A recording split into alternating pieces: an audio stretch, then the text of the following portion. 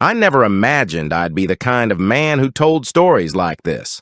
I always believed life was simple if you were honest. If you loved deeply, gave everything, and stayed loyal, things would work out. That was the foundation I built my life on. Her name was Elise. She was my beginning. We met at 19, young, stupid, full of fire. She had this laugh that made people turn their heads like music on a quiet street. She wasn't the prettiest girl in the room, but there was something about her. The way she listened, the way she remembered the tiniest details about people. I fell hard and fast. By 24, we were married. We didn't have much, just 2 used cars, a rented apartment, and an endless belief that our love could get us through anything. And for a while, it did. Elise was everything. My morning coffee, my evening peace. She brought out the gentlest parts of me, taught me to slow down, to be present. We built a life together. A dog, a little garden on the balcony, Friday night movies, inside jokes about our neighbors. Nothing flashy, just us. My younger brother, Mason, had always been close to me. We were barely a year apart. I was the cautious one. He was the wild card. We'd shared everything growing up. Bunk beds, heartbreaks, even a few too many beers behind our parents' garage. He adored Elise from the very start. I noticed how he looked at her sometimes, longer than he should have. I noticed how she laughed just a little too hard at his jokes. But I told myself it was nothing. I trusted them. I trusted her. It started to change around year 5 of our marriage. Elise got distant, not in a loud, angry way, just quieter. Her eyes seemed heavier. Our conversations became about schedules and bills. I blamed it on stress, on routine. I thought maybe we just needed a vacation, something to shake us out of the monotony. Then came the day everything cracked. It was a Thursday. I came home early from work. Elise wasn't expecting me. She was in the kitchen on the phone. She didn't hear me walk in. I didn't hear all of it. Just one sentence. I miss you too, but we can't keep doing this. He's your brother. I didn't say anything. I didn't confront her that day. I just stood there, frozen. I think some part of me still didn't want to believe what I heard. That night, I held her as she slept, her head on my chest, and I stared at the ceiling for hours. The next morning, I watched her make coffee like she always did. 2 sugars, no milk, her hair pulled up in a messy bun. I studied her face as if seeing it for the first time, searching for the cracks, the lies. But there was nothing. Just Elise, my wife, the woman I had built my life around. I didn't confront her right away. Instead, I watched, and what I saw nearly broke me. The subtle texts she tried to hide, the sudden change in her phone's password, the quick trips to the grocery store that took an hour longer than they should have. She started wearing lipstick again, started humming in the morning. And she never hummed unless she was falling in love with something or someone. I asked Mason to meet for a drink one night. I didn't say why. He looked tired, nervous. His leg bounced under the table, and when I asked him directly, "Is there something going on between you and Elise?" He didn't even try to deny it. He just lowered his eyes and whispered, "I'm sorry." That was all it took. In that moment, something inside me shattered. Not just because my wife had betrayed me, but because my brother, my blood, had been part of it. I left him there at the bar. I couldn't even look at him. When I got home, Elise was already asleep. I sat in the dark living room for hours, thinking about the life we had built, about the vows we made, about the years I gave her. I wasn't angry yet. I was just hollow, like someone had scooped out the core of me and left the shell behind. The next morning, I told her I knew. She cried. Not the kind of crying that comes from guilt, but the kind that comes from being caught. She didn't even try to deny it. She just said, it wasn't supposed to happen like this. I asked her how long. She said a year. A year. 365 days of lies, of pretending, of sharing my bed while loving someone else, someone who happened to be my own brother. I didn't yell. I didn't throw anything. I just told her to leave. She packed a bag and walked out of our apartment, tears streaking her face, whispering, "I'm sorry," over and over like it was some kind of spell that might fix what she broke. She moved in with Mason. 2 weeks later, I signed the divorce papers. People kept asking me how I was holding up. I told them I was fine.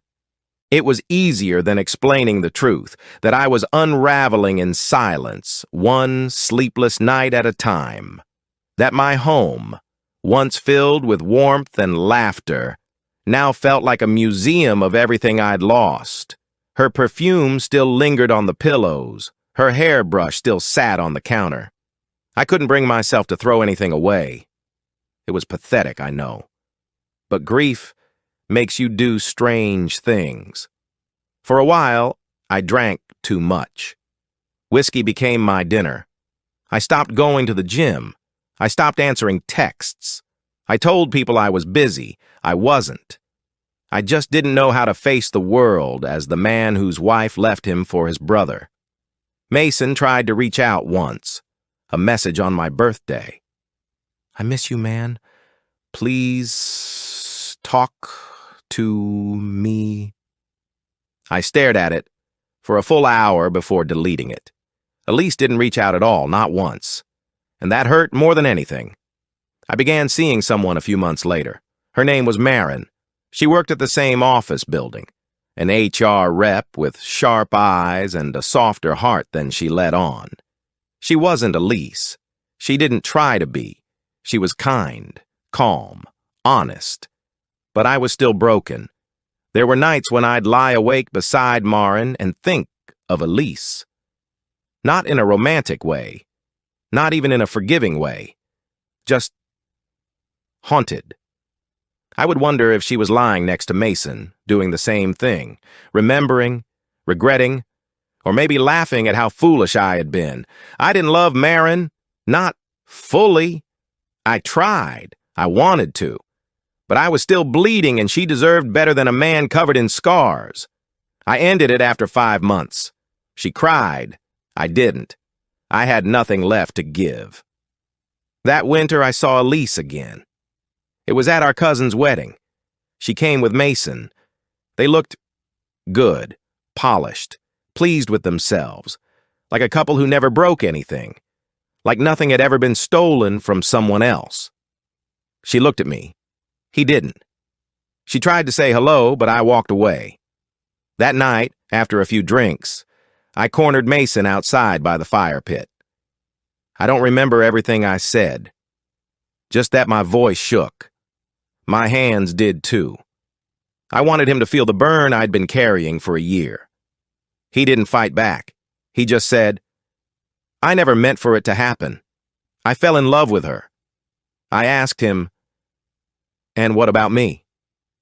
He didn't answer. After that wedding, I disappeared for a while. Took a sabbatical from work. Rented a cabin up in Montana for 3 months. No internet. No phone service. Just snow, silence, and the ache inside me. I chopped wood. I read old novels. I cooked meals I barely tasted. I talked to myself more than I care to admit. But slowly, so slowly, I started breathing again. There's something about isolation that strips you bare. It forces you to confront everything you've buried. And I had buried a lot.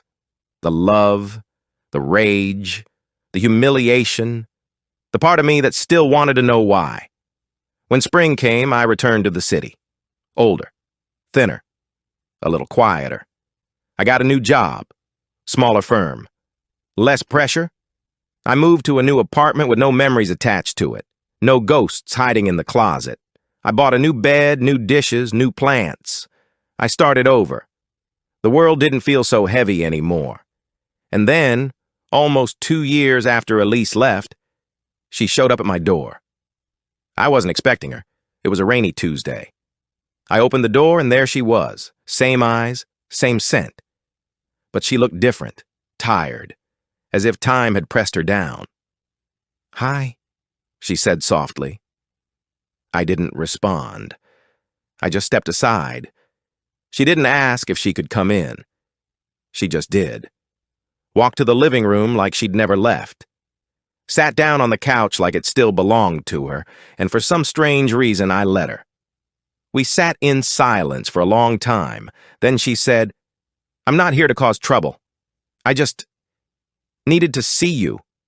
One last time." I asked her why. She looked down. "Because I made a mistake."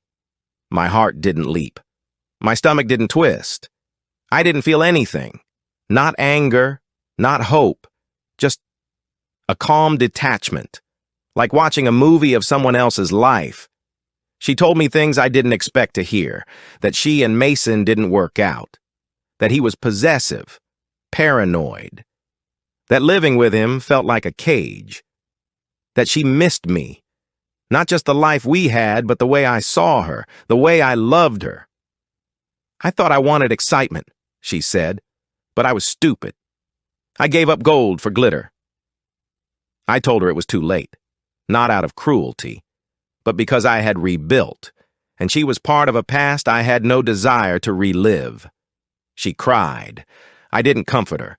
She reached for my hand. I pulled away. Before she left, she asked me one question. "Do you hate me?" I thought about it, and then I said, "No. But I don't love you either." After she left that night, I sat in the silence for a long time. But this time, it didn't feel like emptiness. It felt like space, clean, open, free. I didn't tell anyone she came. Not my friends, not my therapist. Not even my mother, who had quietly resented her since the divorce. It was something just for me. A quiet, personal ending to a chapter that had once defined me. Months passed. I found joy in small things.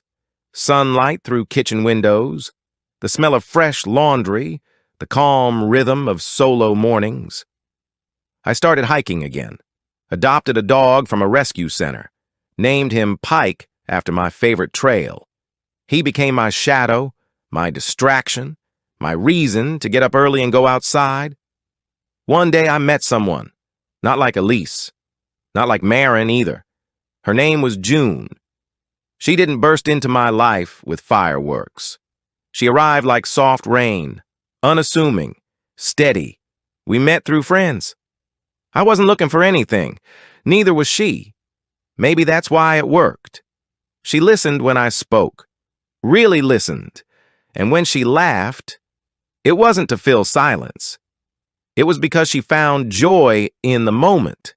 She never asked too much about my past, just enough to understand, but not so much that I had to relive it. With June, there were no grand declarations, no drama, just a gentle unfolding of something real, something earned. It took me a long time to let her in completely, to stop comparing, to believe again. But she never rushed me. She just stayed. One night I told her everything, about Elise, about Mason, about the years that followed. She didn't flinch, didn't judge. She just held my hand and said, "You loved deeply." That's not a weakness. And for the first time in years, I believed it. Eventually, I ran into Mason again, at a funeral, distant relative. We exchanged polite words, nods, small talk. He looked faded, like a man who once held fire and didn't know what to do when it burned him. I didn't feel hate, just pity. We walked separate ways afterward, and I knew we'd never be brothers again. Not the way we were. And that was okay. Some things don't get rebuilt. Some bridges stay burned. But others become foundations. I'm not the same man I was. I'm not bitter. I'm not broken. I'm someone who survived a love that hurt and found one that healed. And if there's one thing I've learned, it's this. Sometimes the people who shatter you are the ones who teach you how strong you really are.